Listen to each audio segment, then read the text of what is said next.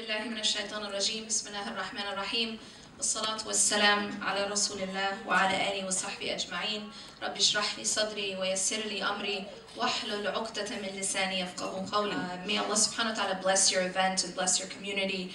I'm going to be talking about a topic which I was very pleased to get as my topic because I think it's extremely important and it's something that I personally feel very, very strongly about. And that is the topic of resilience. Now, when we talk about resilience, I'm going to give you some Arabic terms, some Quranic concepts that have to do with resilience. And I'm going to begin with a concept called sabr. Because I think to begin with, we have a very, very major misunderstanding of what sabr really means. And so to begin with, I want to sort of discuss the meaning of sabr and sort of take care of these misconceptions in order for us to continue and talk about what resilience really is. So one of the misconceptions when it comes to sabr is that if I were to ask you this question, what does sabr mean? Many people, everyone mostly, will respond with saying patience. Sabr is patience. Okay, that's beautiful. Sabr, among the meanings of sabr is patience. Yes, but what does that mean?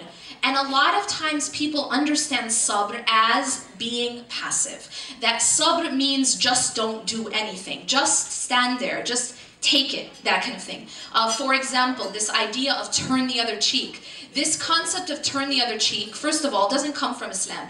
But this concept of turn the other cheek, we have come to understand sabr as turn the other cheek. What does it mean? Essentially, this phrase comes from, if you were to come and hit me on this cheek, I wouldn't do anything. In fact, I would turn my cheek so you can hit me on the other cheek. That is a concept coming from other religious traditions, which is not our tradition, that we have taken and called it sabr. Which is that if I am being abused, if I am being persecuted, if I am being oppressed, that sabr means do nothing, right? Take it, swallow it, and do nothing about it. For, this idea of have sabr, sister, right? Have sabr. And this is not the meaning of sabr. Because in fact, when Allah subhanahu wa ta'ala talks about sabr, when the Prophet ﷺ teaches us about sabr, part of sabr, and scholars in fact define sabr and categorize and classify sabr into three parts. And one of the parts of sabr is in taking action. For example, we're told that sabr, that this concept of sabr involves being able to restrain ourselves from the haram. So there's a part of sabr which is restraint. But there's another part of sabr which is being able to persevere with the commandments. That's also part of sabr. And in order for me to persevere with the commandments, I have to have sabr. That's an action. That's for me every single morning, for you to wake up before Fajr, right? And to take your suhoor, and then to, make wudu and pray. This requires sabr. That this is a muscle that is required and it involves action. And so I want us to change our concept of what sabr means. That sabr isn't doing nothing. That sabr is not just being passive, rolling over and playing dead, that kind of thing. But sabr actually involves action. And it is perseverance, and when I take action, I require sabr. Now, it's also important to note that the Prophet ﷺ told us that if we are oppressed, that if we see oppression, that in fact we are supposed to take action against it. The Prophet, peace be upon him, ﷺ, said, the reason I want to say this is because so much of our religious rhetoric is teaching, and this is why I'm emphasizing this, so much of it teaches us that righteousness is to swallow oppression, right? That if you swallow and you turn the other cheek and you do nothing about oppression, whether it's within your home or whether it's happening to those around you or it's happening overseas, that to swallow and do nothing about oppression, we're taught that this is righteousness, that this is what makes you a patient person. But in fact, the Prophet ﷺ gave us a different prescription. He said that if you see something wrong, you should try to change it.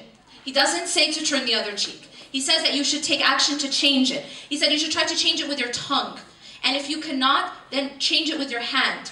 That first try to change it by doing action or speaking out against it. And if you cannot, then at least hate it in your heart. And this is the weakest of iman. He also said, help your brother if he is an oppressor or he is oppressed.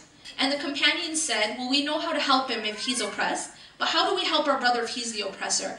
And he said, by stopping him from oppressing. Part of our iman is taking action against oppression. So sabr, to begin with, I want to just kind of clarify the meaning of sabr.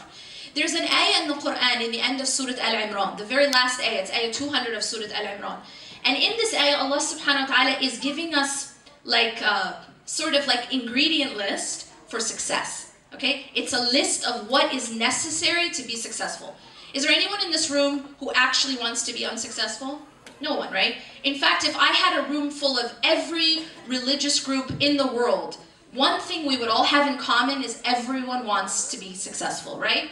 Everyone wants success. But success is defined differently to different people, okay? Allah subhanahu wa ta'ala in this ayah gives us how to be successful. He gives us an ingredient list. And this ingredient list involves 4 things, 4 ingredients. Okay, everyone ready? It's always fun to speak to people while they're like totally blood sugar low, but no, alhamdulillah. It's like I don't know what's better. It's like speaking before iftar when everyone's like really like low blood sugar, or right after when everyone's like food coma. Both are kind of, I got before, alhamdulillah.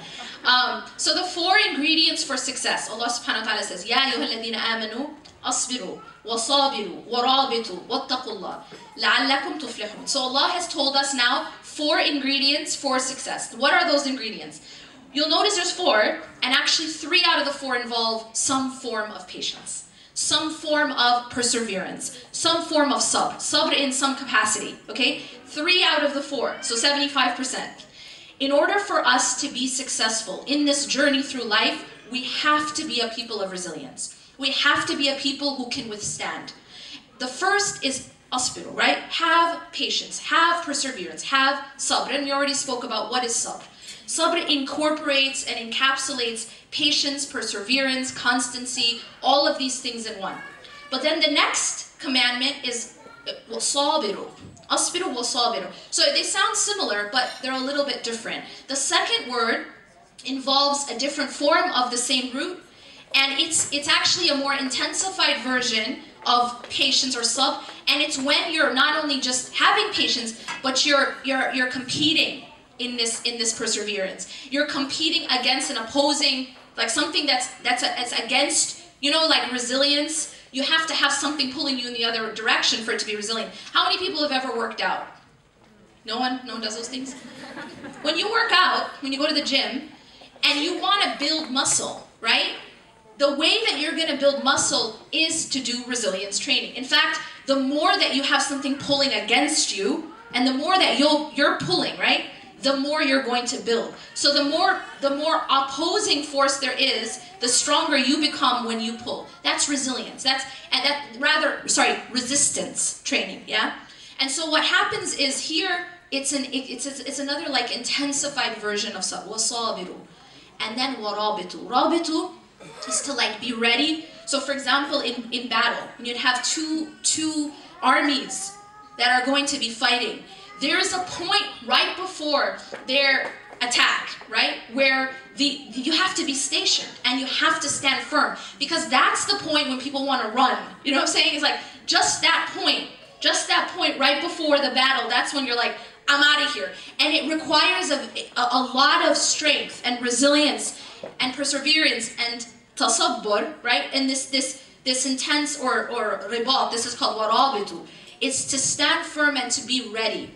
Now, obviously, it's not only talking about battle, but in life, that we have to have this ability to be firm.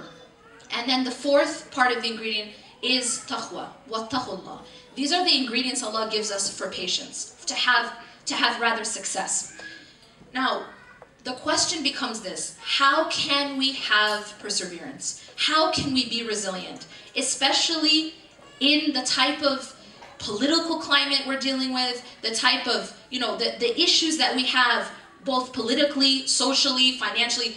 We are dealing with storms. We are in a situation right now as an ummah collectively where we are dealing with storms. People have their individual storms. We have our collective family storms. We have our community storms. We have this global storm that we're dealing with from many different directions. And among them is the Islamophobia that we're dealing with. Yeah, that the fact that we have become a targeted community. And in fact, a community where it's not just accepted to be Islamophobic, it's actually like a currency. It'll win you elections, you know what I'm saying? The more Islamophobic you can be, now you can win elections being Islamophobic. That by attacking us as a community, it's gonna in fact win you votes. That's the situation we're in right now. It's very serious. Yeah, and people have, their individual struggles. We are dealing with storms. So the question becomes, how can we be resilient in a storm? Let me ask you this question. In fact, I'm gonna answer this question by telling you a story, okay? It's a story you guys know. How many people have ever heard the story of the 3 little pigs?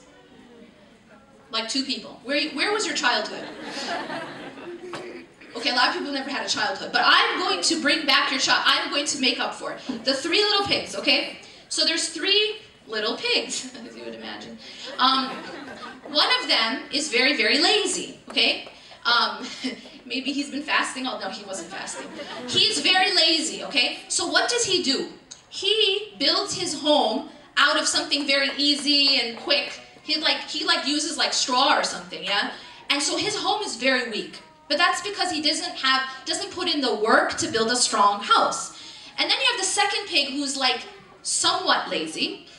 And so this pig makes his house a little bit stronger, but still not very strong, out of like twigs. And then you have the third pig. And this third pig, I should really change this for Muslims, like call it something else, because we're really offended by pigs, but it's okay, you get the idea. Then the third pig is not lazy. And the third pig actually puts in the work to build a solid foundation made of brick. Okay, everyone following? So then what happens is, who comes around, guys?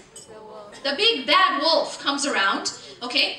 And he huffs and he puffs and he blows the first house down. Why does he blow the first house down? Because it was never strong. It was weak. Now, why am I telling you this story?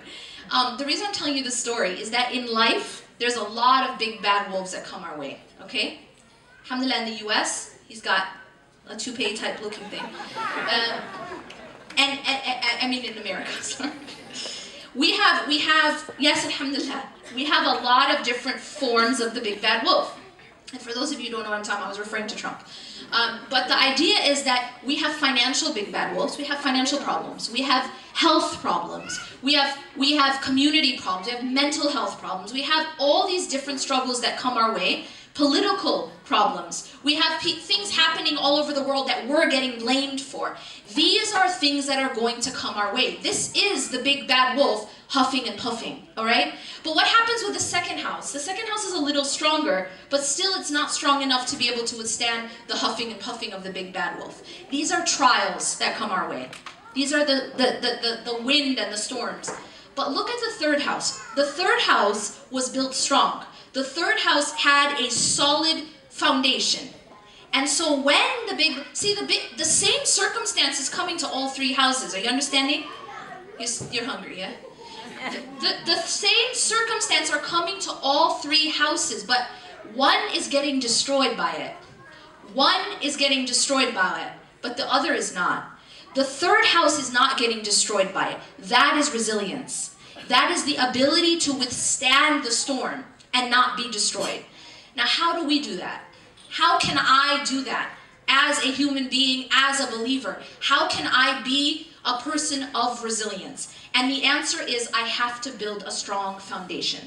I have to build a strong house, basically. I have to have a strong shelter around me so that when storms come my way, because storms will always come. If anyone came to you and said, you know what, it'll never rain, storms will just never happen, then they're lying to you, because that's part of life. Life is that there's weather, there's storms, there's rain, there's wind. We can't control these things, right? No matter how much power you have, no matter how much, political or wealth, you can't control the rain. Can you? Can Trump control the rain?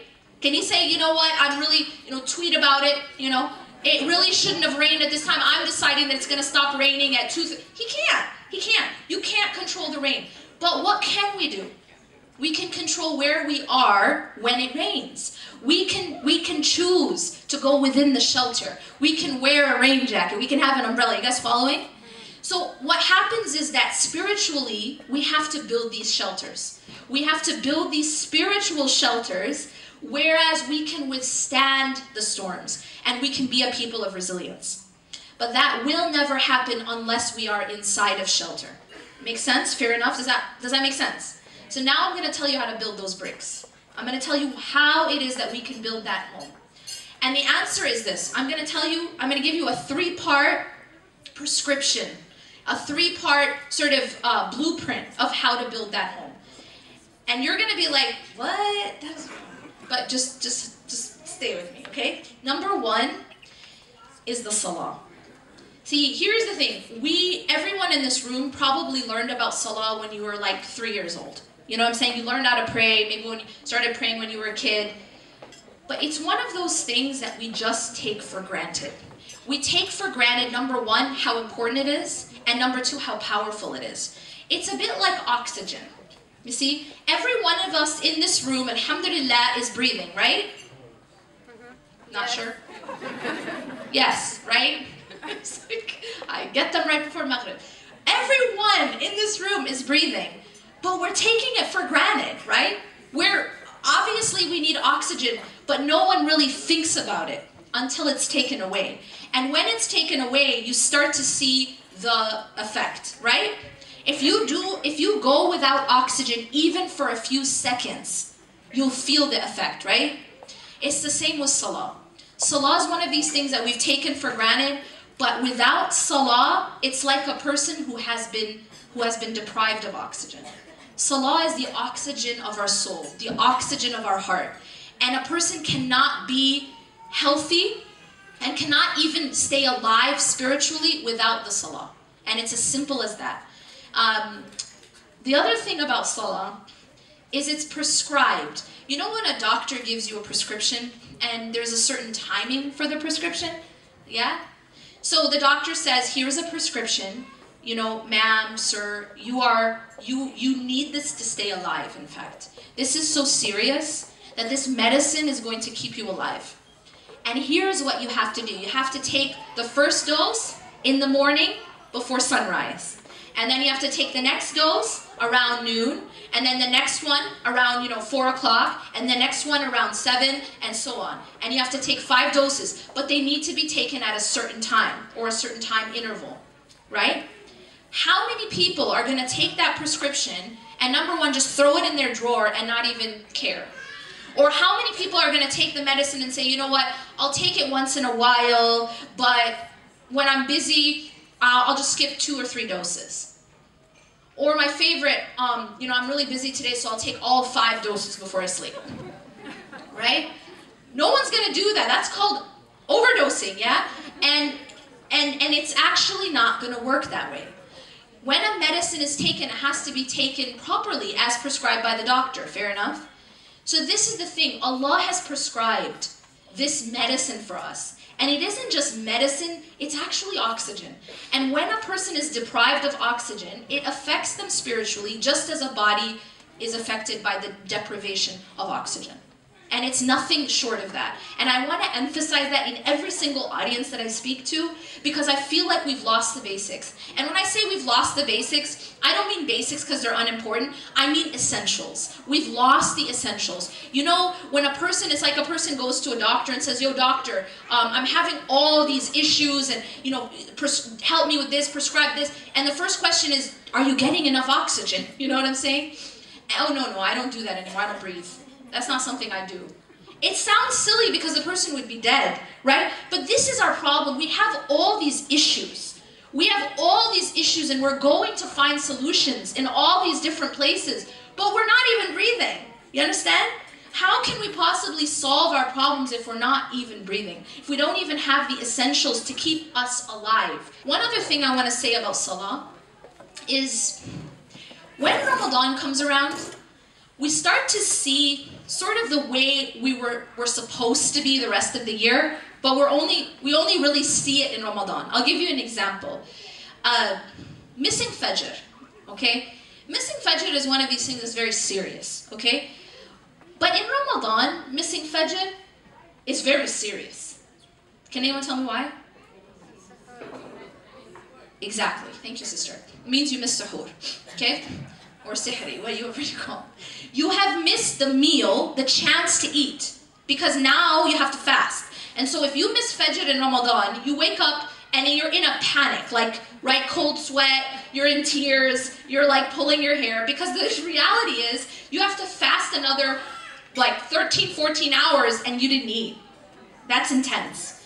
So you're very upset, okay, for a month if you miss Fajr. Everyone following? But then there's these other 11 months, the rest of the year, where if we miss Fajr, we don't even notice maybe. You know what I mean? It's just like, oh, you know what I mean? And the reality is that that's because we're very focused on the needs of our body. Our stomach needs food, you know? And we're very focused on those needs. But we neglect the needs of our heart and our soul. That the salah itself is the food and the oxygen for the soul. But neglecting it is something that we take lightly. So it's just interesting to look at how in Ramadan, another thing that you'll notice is the way that salah should be in our lives, yeah?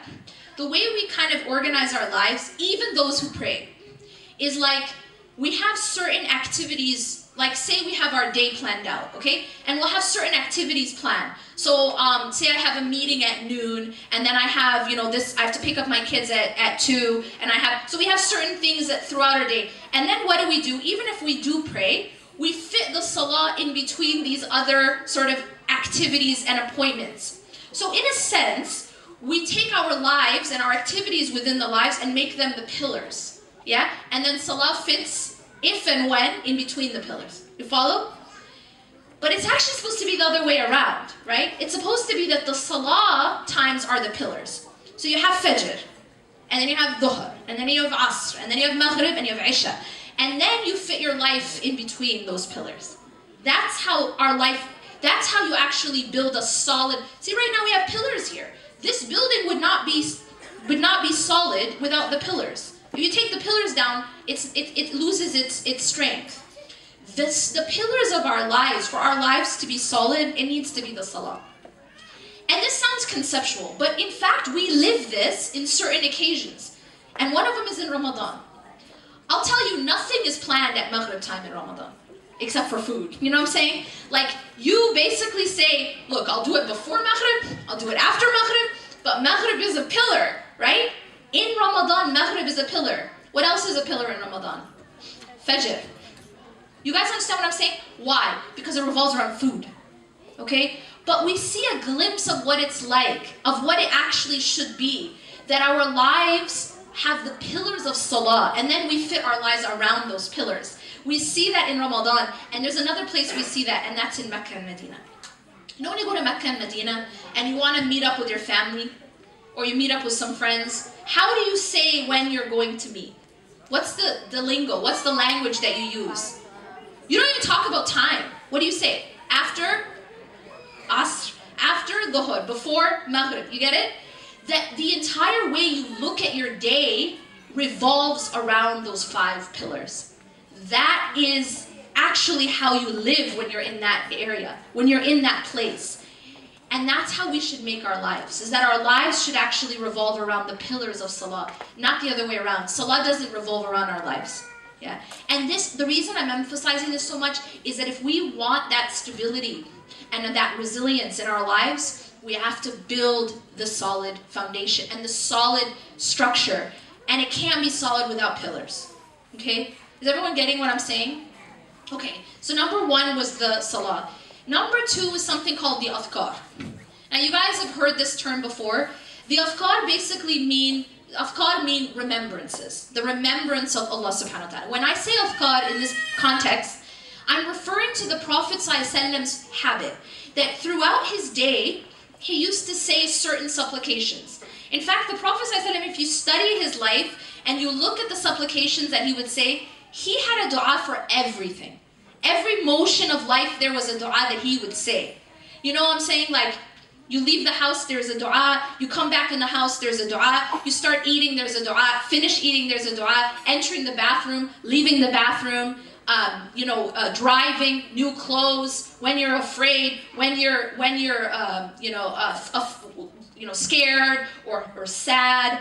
Even before intimacy, there's a dua. The Prophet ﷺ taught us to actually, through his example, that he was, no matter what he was doing, he was remembering Allah. His heart was remembering Allah even while his body was involved in dunya. You see the depth of that? That's the only real way to be healthy and strong, is that you are remembering Allah subhanahu wa ta'ala throughout your day. You don't only remember him at Jum'ah, you don't only remember him in Ramadan, you don't only remember him even just during the 5 prayers. But throughout your day, you start to get in the habit of incorporating these adhkar. You know what that's like? So if we go back to the example of going to a doctor, you want to get healthy, right? You want to run a marathon, right? I told you, and I think you agree, we have a lot of trials. We have, the wind sometimes gets really, really strong. And for us to be able to withstand that, we have to train. We have to build. We can't just go out there, it's like, go up to a tornado and say, okay, I got this. You know what I'm saying? You can't. Then you're going to get destroyed. But you have to be someone who has that training and that building, okay? And in order to do that, these adhkar build that. Every time you get up in the morning, and I'm going to just tell you this, within the adhkar, I'll give you an easy way to do it, yeah? So there's an app that you can download on your phone called My Dua, MYDUAA. So it's double A at the end. My Dua. I don't get a cut. My Dua, okay? And when you download this app, it's basically Fortress of a Muslim, yeah? Fortress of a Muslim, meaning it's that collection of the adhkar of the Prophet ﷺ that he would say throughout his day. It's from the Quran and the Sunnah. So it's authentic. And when you download this app, essentially, don't do it now. Essentially, you now have something where in the morning, you click on morning supplications and read through those supplications. Now, there's a few among these du'as that I would say sort of you can't really live without. You have to really incorporate these. And then beyond that, the more you can, the better. Okay? Those 3 are the morning ones, where you wake up after Fajr, you open up your app and you read through the morning supplications. You just click on morning supplication. And then after us, you click on evening supplications. And then before you sleep, you click on the ones for sleep. Everyone with me? These 3, you're going to be opening up your app for. Now within the day, there's going to be smaller ones which you can just memorize, okay? Because they're shorter ones. And that is when you come into the house, remember Allah, say Bismillah. Before you eat, when you leave the house, when you enter the bathroom, yeah? And before intimacy. That these du'as, what they do, now what I've just given you, I'm going to tell you, I've just given you something very powerful. I'll tell you what I've done. See this room right now? How many doors are there? There's a lot, yeah? There's probably like about 6 total doors. Now if I am trying to keep, say there's like a robber, and I don't want this robber to come into my home, yeah? Obviously my home, I have a door, a couple doors maybe, I have windows, right? Does anyone want the robber to enter their home? Okay, no matter how low your blood sugar is, you know you don't want a robber to come in your home, right? So what do you do? When you go to sleep at night, yeah, does anyone leave their front door wide open and then leave their window wide open and then wake up in the morning, everything's broken, everything's stolen, and wonder why the robber came in? Like, whose fault is that? Anyone? Yours, yeah? Why? Because you left all the doors and windows open. You didn't guard your doors. You didn't close them even. No, that's not how we are. When it comes to our home, not only do we close the doors, we lock them, we put a fence, we put a security system, you feel me? When you really have something you're trying to protect, you will put layers upon layers upon layers of protection around that which you're trying to protect, right? When you have a fancy car, yeah, you get a security system. You're protecting that which you love. Now here's the thing. The shaitan is always looking for a door. The shaitan is always looking for a door to come in and destroy us. Destroy our lives, destroy our mental peace, destroy our relationships. One of the things I find very interesting is how many lectures have we heard about marriage? Probably like 55, yeah, already in our lifetime. And in every single lecture about marriage, I feel like, alhamdulillah, there's so much good advice that's given. So much, great, even if they talk about research, they talk about advice, the Prophet did this, but there's this like really, really important thing which I feel like isn't mentioned. And that is how to protect the relationship from shaitan.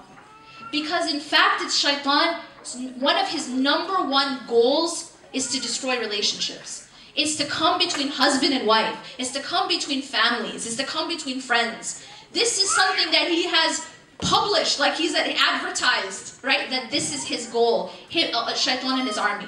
And one of the best, just like that home you're trying to protect, when I told you guys about the morning and the evening and the sleep and these adhkar that you're getting from this app, right? That's like closing the doors to your home.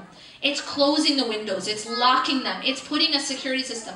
And what that does is it protects the sanctity of your home, your relationships, and also your inner peace, your inner like, just to have internal peace. And that's what's so amazing about doing these adhkar and incorporating them in your life, is that you start to see that transformation, not just within yourself, but also in your relationships. So that was number 2. We have one more. Yeah? And the third one is the Quran. This is something, alhamdulillah, we're seeing in Ramadan. We are increasing in our Quran, whether it's reading personally, listening in Taraweeh, etc. And one thing that you'll find is that your emotional, psychological, and spiritual state in Ramadan is very different than outside of Ramadan. Yeah, fair enough? Yes or no? Do you guys notice a difference? It's a person who is oxygenated, is eating healthy, is exercising, is only eating organic. You know what I'm saying? How healthy is that person going to be? That person is going to start to actually be healthy. And that's what happens to us spiritually in Ramadan. And the reason for that is because we're doing these things. We are making sure that our body, our soul, our heart, and our soul is being taken care of. And that's the way that we build the shelter. Now, if we incorporate this in our lives, now when the big bad wolf comes, you're going to have different trials in life. And when it comes, you'll be in that solid foundation where you don't get destroyed like the first pig, yeah? That trials come along and they will always come and go, but these trials no longer destroy you. They no longer make you incapable of going on in life, but you have that ability to be resilient. And that's the only way that you're going to find resilience. You won't find it anywhere else. Now, I'm just gonna sort of end on this note. In order to be able to be resilient, we have to have a few things. And one of them is we have to have hope. We have to have the ability to see through and realize that everything is a process in life. Things do not happen overnight. When a child grows in the womb of the mother, it doesn't happen in 1 month. It doesn't happen in 2. That there is a process, and no matter what you do, no matter, all the medicine, all the science in the world, it can't speed it up. You know what I'm saying? Allah has designed a process for all things. And so when in our lives we don't see results, oftentimes we lose hope. It's like, I did it, I've done this, I've done that, I'm not seeing the result. It's not, oftentimes I hear people saying things like, and we feel this, I've made dua, I've been making dua, my dua isn't being answered. How often do we feel this? We're asking Allah, and we're not seeing what we want or what we need. What we have to realize is that everything takes a process, and Allah always hears your dua, and Allah is answering your dua. But there's a process that you have to go through in order to get that end result that you're asking for. And finally, let me end with an ayah in which Allah subhanahu wa ta'ala comforts the believers. He prepares the believers and He also comforts the believers. أَمْ حَسِبْتُمْ أَن تَدْخُلُوا الْجَنَّةَ وَلَمَّا يَأْتِكُمْ مَثَلُ الَّذِينَ خَلَوْا مِنْ قَبْلِكُمْ. Do you think that you will enter paradise without going through what those who came before you went through? مَسَّتْهُمُ الْبَأْسَاءُ وَالضَّرَّاءُ وَزُلْزِلُوا حَتَّى يَقُولَ الرَّسُولُ وَالَّذِينَ آمَنُوا مَعَهُ مَتَى نَصْرُ اللَّهِ. They were given adversity, hardships. They were so shaken that even the messengers and those with the messengers were asking, when will the help of Allah come? Mata nasrullah. And then Allah subhanahu wa ta'ala ends by saying, Ala inna nasrullahi qareeb. Indeed, the help of Allah is near. أقول قولي هذا واستغفر الله لي ولكم إنه غفور رحيم. سبحانك الله وبحمدك أشهد أن لا إله إلا أنت أستغفرك وأتوب إليك. Jazakumullah khair. It was an honor talking to you, and inshallah keep me and my family in your du'as, especially when breaking the fast, and all those throughout the world who are suffering. Jazakumullah khair. Assalamu alaikum wa rahmatullahi wa barakatuh.